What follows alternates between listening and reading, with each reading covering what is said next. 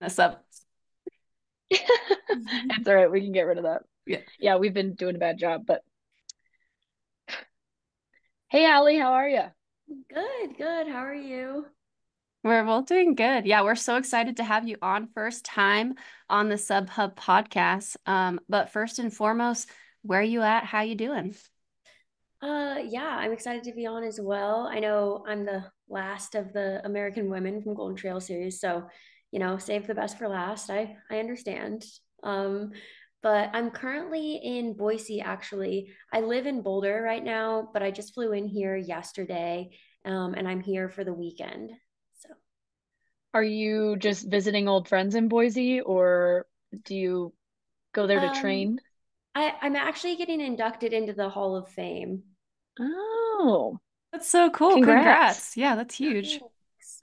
Yeah, I'm excited for it. Um, Well, that's awesome. I guess that kind of is like a good start into a little bit about Allie and your kind of background with track because you ran track at Boise State and then ran professionally on the track for a bit afterwards, and then took a bit of a break and kind of are in this point in your life where you're a hybrid track and trails athlete.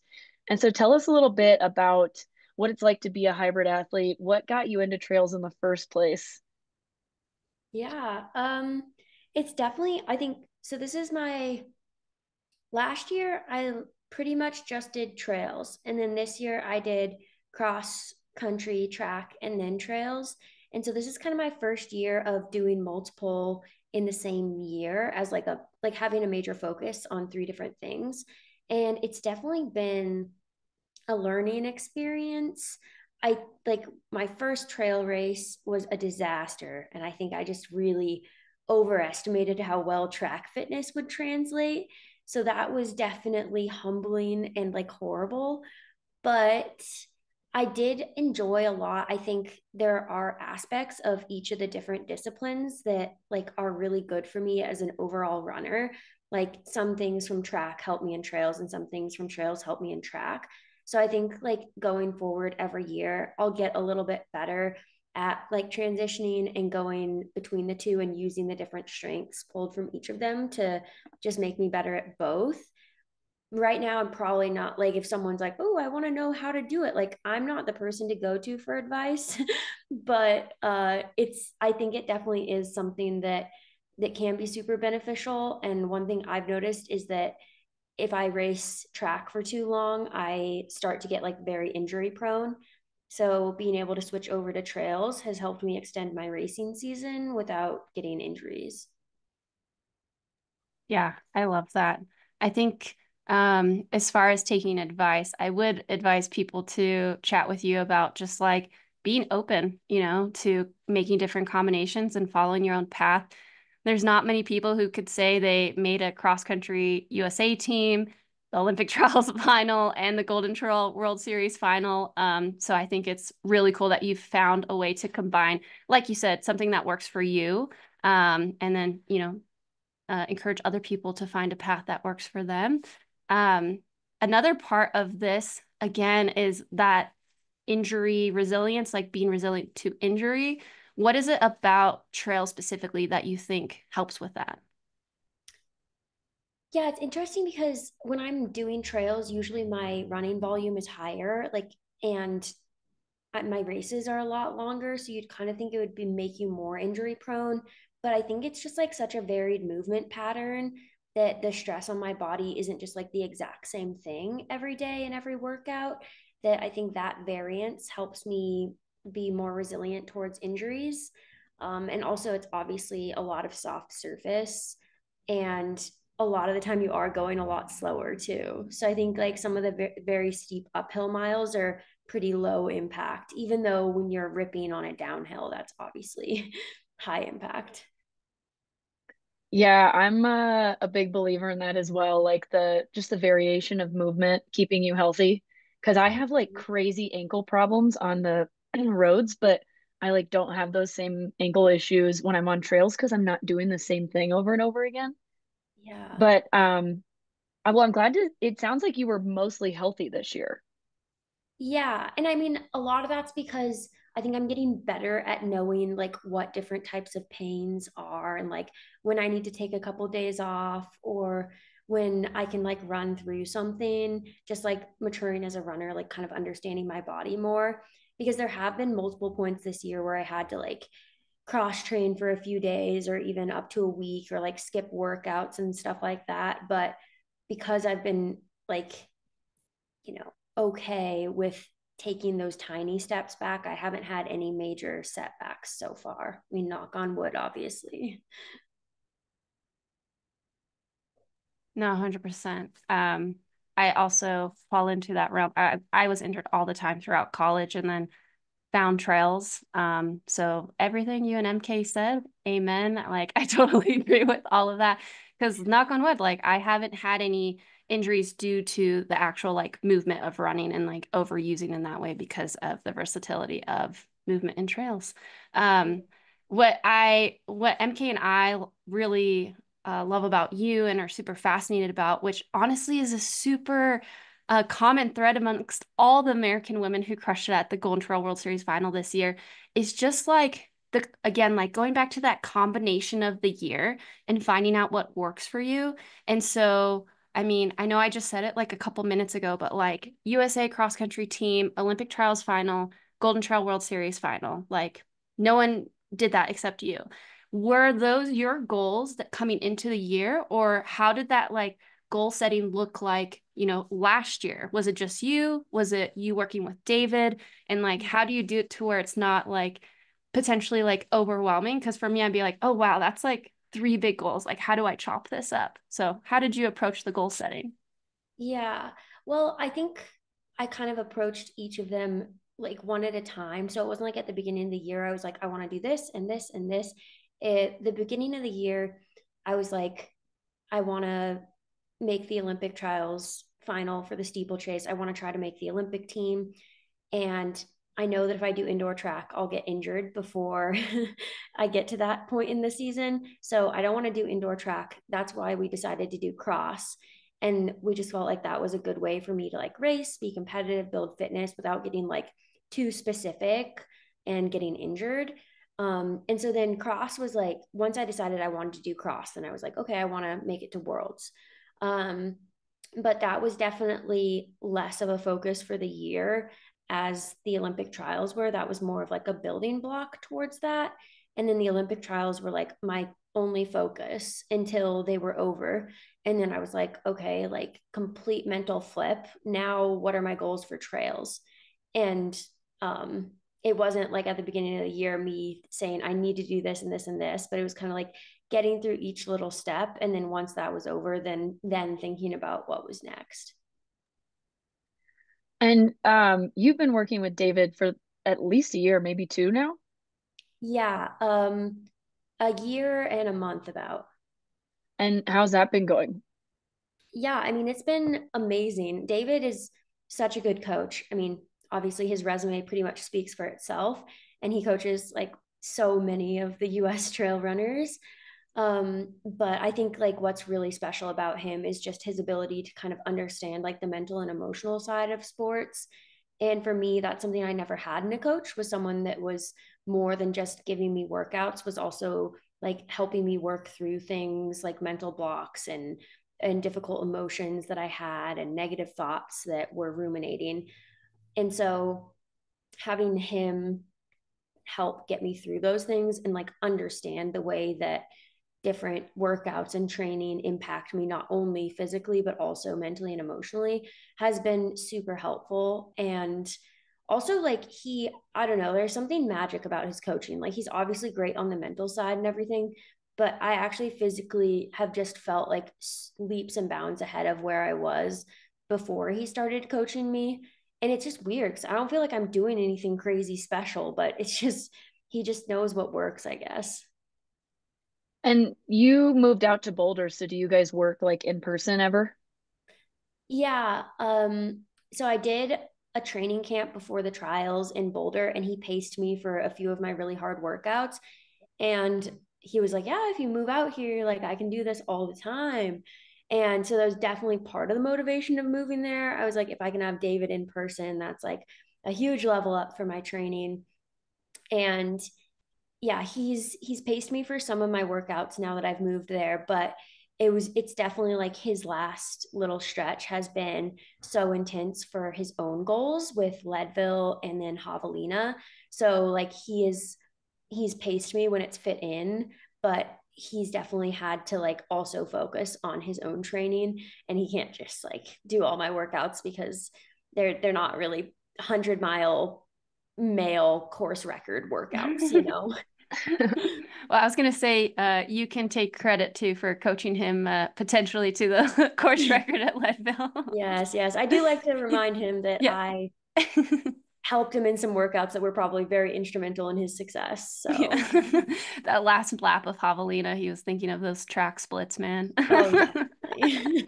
That's really cool. Yeah, I think it's important that when you find a coach that you feel like aligns with you for meeting you where you are at life at that moment, it can be so impactful. And like you said, like you're not doing anything special, which, when you probably take most of pros training, like none of us are doing any special sauce. It's really just like consistent work. And it sounds like David has been really great, like both of you partnering together and you communicating, being like, I'm tired. Like, how do we figure this out? And I mean, even the application of cross training, that's just huge. Like you're so like already have so much wisdom at your age, which is really, really cool.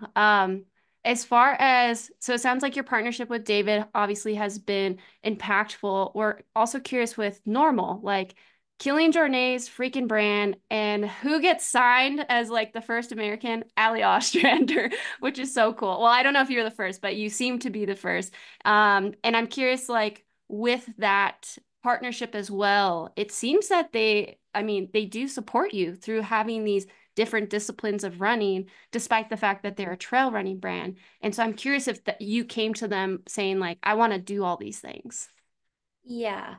Um, so the way that I ended up like joining NNormal, very roundabout, but basically Killian and Emily came and did Mount Marathon, which is an Alaskan trail race one year.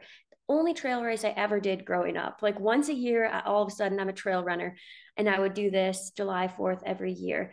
So my first year ever in the senior race, which is where you do the full mountain, Emily Forsberg was in the race and she like clapped me. She beat me by so much, but I did get second. And so and Killian set the men's course record. So I met them then. And then, whatever, 8 years later, Killian starts NNormal, and their videographer happens to be a family friend from Alaska. So they're looking for like a female US person to sign to the team, and he brought my name up. So then they Instagram DM'd me, and yeah, then that's how I met the like company and ended up working with them. So it's been really cool. When I joined, I think the company was only a little over a year old. And so I've definitely been in like during it's growing so quickly. And it's been really cool to be involved with such a small company. And like obviously there are some downsides to that as well. Like it's not as established, but it's also cool because I feel very closely involved with like every little step of the company, and like involved in the design of the clothes and the shoes, and very involved in their marketing and storytelling. So it is really cool in that way. And when I initially joined, I was in meetings with them and they're like very clear, like we're a trail brand, like that's our focus. We're never making road shoes, we're never making spikes, like all of this. And I was also very honest and said, I am interested in doing trails. I want to do trail running, but I'm never going to not do track. That's always going to be something that I'm passionate about, something I'll care about. I want to try for the Olympic team, like probably the next 2 or 3 cycles. Like I'm always going to want to do track. And so like from the get-go, we were clear that I wouldn't only be focusing on trails, even though like it would be a focus every year. Most people are gonna, like, most trail runners are gonna be listening to this episode and they're gonna be like, oh my gosh, a Killian DM, like what a dream. It wasn't Killian. It was It NNormal, was like the Emily. Oh, it NNormal was NNormal. Instagram. Okay. Yeah. If it had been a Killian DM, I probably would have just like passed out and then never recovered.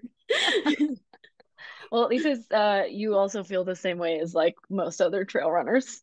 Yeah, I still am like, it's so funny when like whenever I post on Instagram, Killian will like usually comment or like it because obviously like if my posts get views, it's good for normal. So he gives me that engagement, but still every time I like think like, oh, Killian, he really just likes this stuff that I'm putting out. Like he really is just like invested and like he just thinks I'm funny. I love that. Did speaking of Killian, I guess obviously he's been involved in the trail world for years, but specifically he was a part of the Golden Trail World Series for a while. He always runs Zagama, almost always runs Sierre-Zinal. Is that kind of how you got into Golden Trail? Did they help you find races that they thought would be good for you, or was this kind of something you did on your own? Yeah, I think from the get-go, they were like, we have a presence in like ultra running. We really want you to do sub ultra stuff. And like Golden Trail is one of the best opportunities for that. I also think as a small company, it was super appealing to them that Golden Trail helped so much with funding athletes with travel and lodging and all of that. So immediately they were kind of like, you should definitely like look into this. It's a really competitive and good series, lots of media coverage. That's cool. I mean, they're spot on as far as the shorter distances go. What have you thought of the Golden Trail World Series? Because that has been a big focus of this series of American Women on the Rise. What is your take on like the current landscape of it, the number of races and the types of races, especially, being an athlete who's trying to juggle all the disciplines? Yeah, I mean, I think that they really do a great job of creating a good atmosphere around races and like supporting the athletes, which is super nice. I do wish that there were like shorter races. I personally loved like the prologue. So if they could just do some like 4 mile races throughout the season, that'd be great. I mean, I feel like obviously it's sub ultra, but it's like, why don't we also have like another category that's like sub ultra, that's like 10Ks, 8Ks? That would be great. um but also as far as Golden Trail goes, I think they have such a high level of competition at almost every race that's been really good. But I also think like as my introduction to trail running, it has been like a little bit hard because a lot of the time I just feel like in over my head and the races go out so fast. There have been multiple times where I've like absolutely died in like halfway through a race and just had to struggle for like 2 hours. But I think overall I would definitely give Golden Trails like such a good review as far as just like creating a really competitive high level racing circuit for sub ultra trails. It's great. Yeah. It's Oh, I was gonna sorry. yeah, I it's think we're going to funny. say the same thing. Go ahead. Yeah, yeah. It's funny listening. You're not the only one. It's all of you talking about how these are like longer races. Because yeah, like I'm like, oh, Mont Blanc Marathon, Zagama, like those sound great because they're like 4 hours long. I go to Headlands and I'm like 2.5 hours. We're sprinting. Yeah. I think it's truly capturing this next gen of trail runners because, like, when you're in the sport, you are conditioned to think 2 hours is short, but it's not. It's still like a marathon effort. Yeah. And, for you, Anna, Lauren, like all of you verbatim were like, it's still like Sierre-Zinal is a long effort, which totally makes sense. It's basically a It's 3 hour 3 hours effort. or more. Whereas, like, transitioning from 10K steeplechase, I know you recently did a killer 10 miler, but like still, those are all less than an hour race. Mhm. So to like double that and say like you need to try and run close to that speed, which I'm sure you're learning with trail running, like every race goes out super hot and then it's just like try and hold on and who Just doesn't die? carnage. Carnage, carnage. But yeah, I think it's interesting because there is series that do cater to that, right? So it's like again going back to choosing Golden Trail because there is Cirque Series here in the US, which I'm pretty sure you've done a couple of those, which I actually have no? never done a Cirque Oh, series. whoa. Okay. Well, You Yeah. totally should. you would probably love Cirque Series. So that's like I've written them. I'm starting to compile a list for next year of like different races that I'd be interested in. Because this year, honestly, I feel like every year is getting a little less chaotic, but I need to improve on like actually having a plan all year. And I wrote down Cirque series because I'm like, I want to do like less than an hour races or like an hour races. It just sounds so fun. Like I don't want to bring a gel with me. I just don't. Like just don't sign me up for that. Those are Do you, perfect. I was going to ask, do you like VKs? Because the other option is to do like all the WMRA uphill races, because those are like 30 to 50 minutes long. Yeah, well then the other part of that is like I actually the downhill is like the fun part of the race, you Yeah. know. So I also don't want to like miss the downhill. I would like to try a VK. I've also never done a VK. Um, but yeah, so that's I just need to think of what I'm doing next year. So Yeah, that's fair. I think, yeah, it's just again, you just highlighted that there's a need for more of those races because not everyone wants to jump into I mean, you were exceptional and I'm sure you want to do some of those races again, but like to really allow the sport to grow and especially for again, your next gen, but then next gen to come in and like grow within the sport at a pace that feels sustainable and like healthy. I do think there needs to be more of those like high performance, like 10K, mountain 10Ks and stuff like that, like Cirque is doing.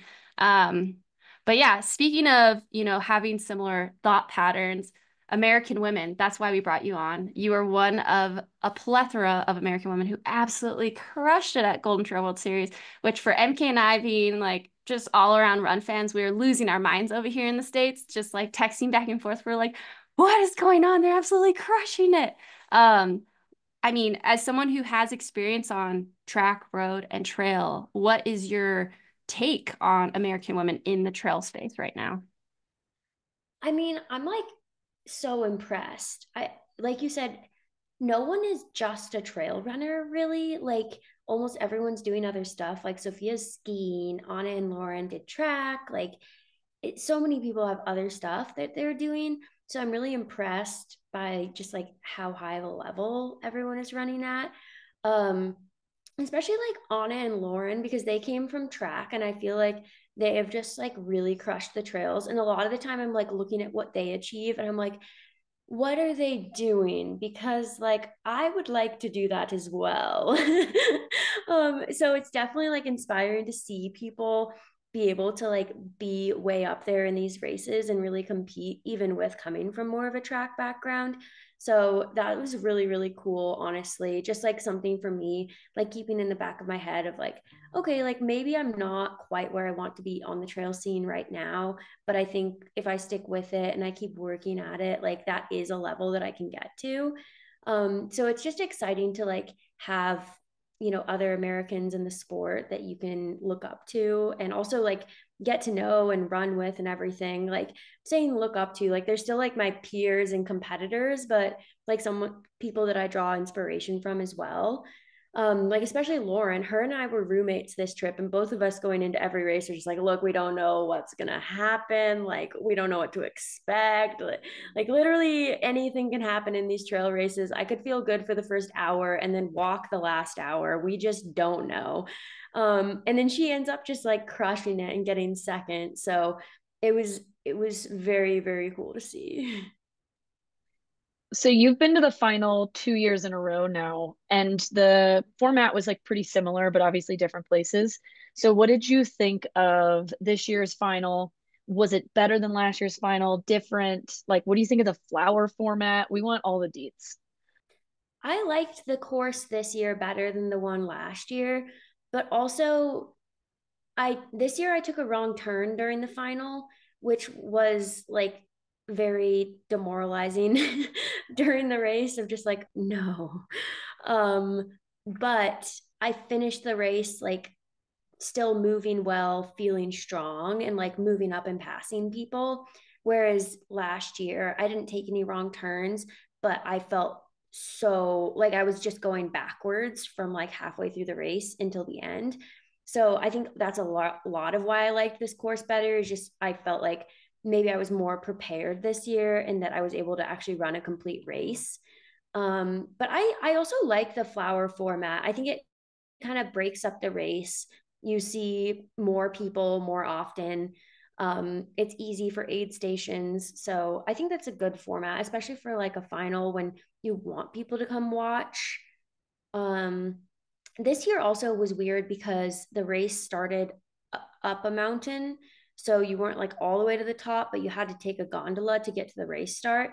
So it did make it a little harder for spectators to come in, but there were actually still quite a few people out there. So I guess they're just dedicated fans, you know? Yeah, super dedicated fans. Yeah, I mean, aesthetically, both the courses looked beautiful. This one looked more traditional mountain, and it did seem like there was a handful more of people out there. There's always room to improve, but it seems like most people are like okay with the flower format. Like it's not like such a big negative that it's, taking away from the great experience of racing incredible people. So yeah, I mean, thank you for that insight. Going to that wrong turn, this is something that I feel like is potentially unique to trail running. Like you're not going to take a wrong turn on the track. It's very rare to take a wrong turn on the roads. Like it would have to be like a smaller race with not a lot of people there and stuff. Mhm. Was that your first wrong turn? And like, how do you think you handled it? I also went off course at Mammoth last year. Oh, that's right. Yeah. Okay. But like a lot of people were going off Yeah. course in that Yeah. race. And like I kind of went off course, but the actual race course was just like right under. So I just like turned and joined back up to the course. So I don't think I lost that much time other than just like the moment it took me to kind of reorient myself. So this was the first one where I like directly added distance.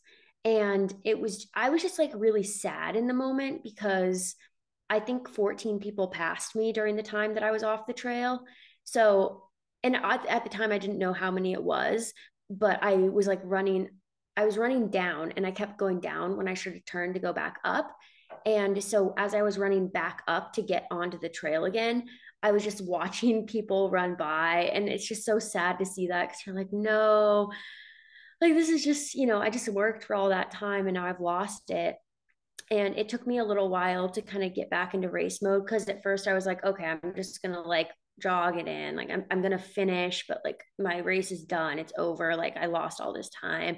But then I was like, no, I can still pass people, I can still move up, I can still like make something out of this. So I started like working it back up again, but it took me probably a couple miles to like fully get back in the game with like race mindset and everything. um but then luckily this course, the second to last loop was like a very big climb. So it was a super difficult part of the course. And I was able to actually make up a lot of ground during that. And then once I started like passing people, I felt like I gained momentum and started to get like more engaged in it and ended up feeling like good towards the end of the race. Yeah, as much as it sucks, like in a way you still gained plenty of race experience, like having to move around all those people and like figure out where your head was at, but also like some lessons learned out there. You're not sure what they are yet, I'm sure, but you'll come back next year and be like, all right, I am keeping my eyes on these turns. Yeah. It's Yeah. Oh also my just gosh. like it happens to so many people in this sport. So, like, thanks for sharing that because I think it is one of those really rough ones that I feel like any response is completely justifiable. Like, I've seen people get really upset, and it's like, yeah, I get it. You're super frustrated. Your emotions are so high. You're so fatigued. And then other people are like, whatever, I'll just go back to the trail. And it's like, yeah, that's probably maybe healthier, but like, I think it's it happens. It's just like it's a hard thing when you're in the moment, and especially at a final. So way to rally back and like not give up out there because 13 people's a lot. I'm sorry. Yeah, no, thanks. I mean, I I think one thing with Golden Trail is that like you're obviously individual race results matter, but you're also always thinking about overall ranking. And so I think that helps me like when I have had like really tough races or like bad things have happened during any individual race, I always remind myself of like okay, like even if you're not like super happy with how you finish, it's always better to have a finish than a DNF because like at least you're giving yourself a chance to like get some points here and maybe that will be something that helps you later. So I do think that having that aspect of the Golden Trail series has helped me get through some of the tough ones. Yeah, we talked to Rachel a little bit about that too. It's like when you're fighting for overall points, you can't just like walk it in, because anything they score points all the way down through 60th place. So Mm-hmm. you might as well like fight for 25th if that's like the day you're having. Yeah, yeah, I know. I got 32nd at Sierre-Zinal, and every one of my races counted. So even though it was like horrible and I like hated every minute of it, I was like, I gotta finish it out. And like it ended up probably moving me up like 5 spots in the overall ranking. So it ends up being worth it. Definitely. Yeah, Sierra-Zinal does a lot of people dirty. I literally had the same exact season, I think, where I was like ninth place at Mont Blanc Marathon, like 30 something at Sierra-Zinal and ninth place at Pikes Peak Ascent. And I was like, what was the point of going to that race? But you're still like, your other races are high enough that it's worth it in the end. You're just like, what in the world am I doing here? Yeah. After Sears and I'm not lying. After Sears and all, I was like, what? Why do I waste my time? Why am I doing trails? I'm going back to the track right after this. I'm done. And then after I let that feeling pass, I was like, maybe I'll try one more trail race. We Danny and I have both been there. Yeah, I think like if anyone needs a dose of humility, I'm like, you should check out Sierre-Zinal. Just like it's a great race. You should totally check You it will out. love it. You'll love it. That's where you like, Oh my yeah, God. decide if you're gonna be a phoenix or just you're like, I'm bowing out. I'm done with this. Yeah, Uh, I know. I feel like one day I need to go back and like redeem myself there because right now Sears and all is definitely winning like our one-on-one battle. yeah. But I'm like, if I ever go back, I need to be so prepared. Like I'm not going through that again. I'm in the opposite mindset where I've decided if I go back, I need to be just like ready to just have a fun day because I took it way too seriously, had a terrible day, and was just like, I suck at running. Why am I here? Hey, I feel you. It meets you where you're at. It meets you where you're at. Sierra-Zinal is a lovely lady. As far as okay, so again, everyone should do Sierra-Zinal. It is an incredible race. As you've heard with our review here, we couldn't say more great Yeah. things about it. Truly, though, it is a good one. Um, Allie, you ended up 15th overall. Incredible again with a plethora of a wow. Come on, guys, a plethora of great American women. I'm not saying that grammatically correct, but huge congrats. Like, again, considering that every single one of your races counted and the wrong turn in the final, a 15th overall with all of the women that are lining up. Like, I hope you are proud of that. I have no doubt that you're hungrier to move up, but like, I think as far as from last year, you know, stepping in a forward direction as far as the overall ranking. Um, taking consideration all the lessons learned this year, eyes on 2025, what does that look like for you? Yeah, I think I want to go to the US championships for both track and trail running because this year is a world's year for both track and trails. So, like, my most ideal world is that I make both worlds teams and then I get to go to trail worlds and track worlds and live happily ever after. But I probably like I won't make the team for track and like maybe I will for trails, but it's going to be so competitive. Like there are so many great American women. So we'll just have to see. But yeah, that's kind of like my ideal scenario for the year.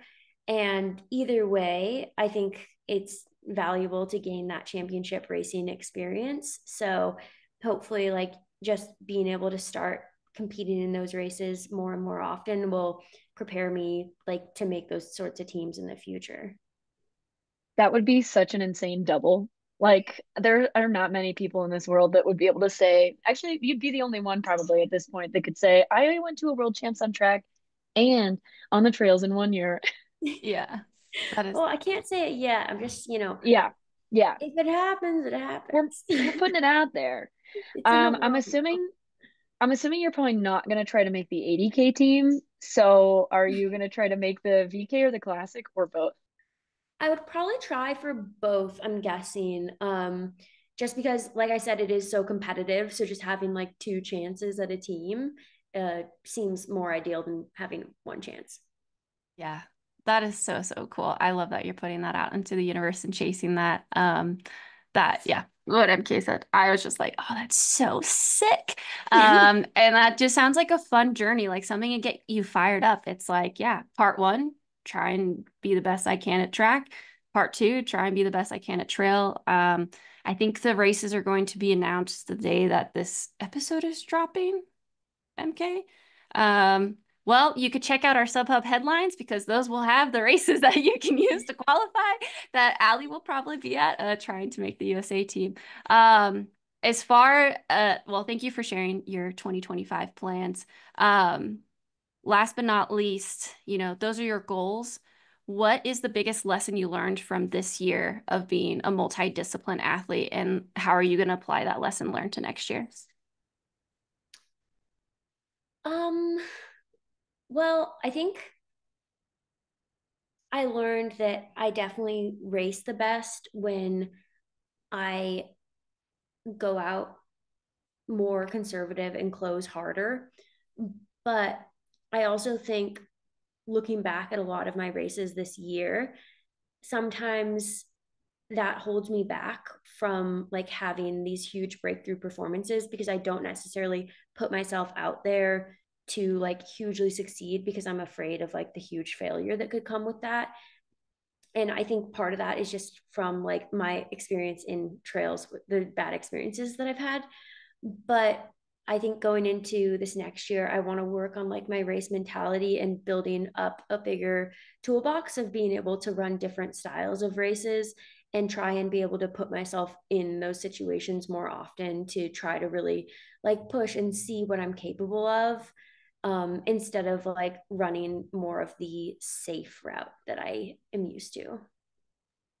That's really cool that you are already learned that. I just learned that in like the last 6 months. So, um, no, seriously though, like that's cool. I mean, like you said, I don't know if you have like that perfectionist mindset, but like that willingness to like put yourself out there and the idea of failing can be so scary that it could be also limiting at times. Mm-hmm. Um, Versus like you said, like you are a very strong back half racer, which is not a skill a lot of people have, honestly. It's like only a handful of runners can really close enough to where it like puts them in a competitive position. So I think that's really cool that you're willing to potentially like step a little bit out of your comfort zone and try some things to show yourself that you're like, oh, I can do it like these various different ways. And so, yeah, having that bravery, number one, is key. So that's cool. I'm excited to see you maybe Hail Mary some races and just Yeah. go for it. Yeah, well, we'll see. We'll see if I pull out that strategy or I mean, in my head, I'm like, I'm gonna do it, but in the moment, it's a completely different thing. Yeah, it's hard. So I guess to close it out, is there anything else on the horizon for this year? Are you shutting it down, taking a break? Yeah, my last race of the year, at least right now, that I'm planning on is the 10K US Trail Championships, which is in Bentonville on November 16th. It's kind of a last minute add to my schedule. After Golden Trails, I thought my season was done and I fully entered like off season mode for like 3 days. And then I was like, no way, actually, I'm going to do this one. So then I had to flip the switch again. And I've been like getting back into like the race in season mindset. But I am excited for the race. Like I said, I loved the prologue. So having like a shorter 10K trail race to do sounds fun to me. Yeah, that's awesome. As we were speaking offline, I'm a big fan of this race. It's like super hilly, lots of leaves, and then it gets like oddly extremely technical for like the last mile and a half before you shoot back on the grass. So you have to be like really engaged the whole time because the climbs are each like 2, 3 minutes, and then you're down, and then it's like 3 minute climb down. So it's like a constant roller coaster the entire time. And like somehow this race, like you said, it was a last minute ad and it's just like incredibly stacked now, which I think is really exciting. And there's great prize money, which, thanks to the folks out at Bentonville, they did like a community prize purse that they're going to split amongst, I think, like the podiums of each. And then USATF is putting up some good money for that, which we love to see, you know, so people making their lives off of this sport. So yeah, I'm excited to see you take that on. Yeah, should be fun. Yeah. Well, Allie, thank you so much for joining us today. Again, huge congrats on this season. And way to inspire people to dream big. Like, seriously, what an incredible year, and can't wait to see what you do next year. Yeah, thanks so much. Thanks for having me on, guys. Of course. This has been the Sub Hub podcast brought to you by Free Trail.